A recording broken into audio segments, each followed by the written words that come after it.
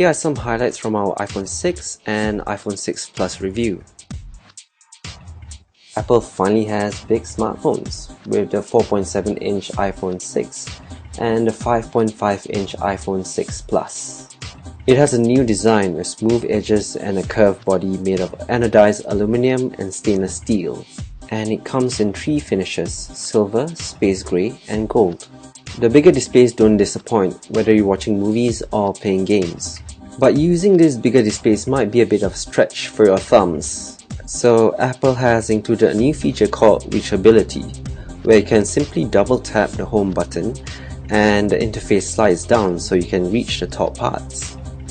Both iPhones sport a new 64-bit processor from Apple called the A8. It's a very capable processor, and we hardly notice any lags with graphics-intensive apps. The main cameras on the iPhone 6 and 6 Plus are quite impressive, considering their unimproved resolution of 8 megapixels. The cameras use a fast focusing method used in DSLRs.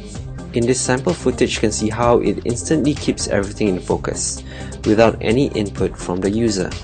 And the cameras also have image stabilization to keep your video super smooth. Apple has increased the rate of slow motion footage to 240 frames per second. With such a high frame rate, you can even see the individual spokes on a fast moving bicycle.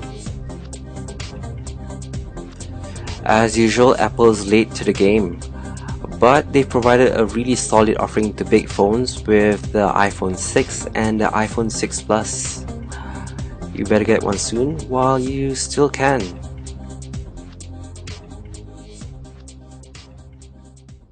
Mock-up. If you're looking at upgrading this year, you're probably going to be buying an iPhone 6, which is going to come with a larger screen and a new design. And if you bought your last iPhone 2 years ago, you probably have the iPhone 5. This is very similar in looks to the iPhone 5S, but we don't have the same Touch ID sensor and things like that. So when you look at the two, immediately you'll see the iPhone 6 is larger. And that's because on the front we have a 4.7-inch display compared to a 4-inch display. And the bezels on the side are slightly thinner, which allow for a nice overall feel and size for the device. If we look at the edges, you'll notice that we have a more curved edge here, and the volume buttons are redesigned. We still have a mute switch. And on the back of the device, we have all aluminum all throughout compared to aluminum and glass. Now, there are some markings in white on this iPhone 6 mock-up, and those may disappear or become much less noticeable as the device comes together in its final form. The power button is no longer up top like it is right here. It is now on the right side.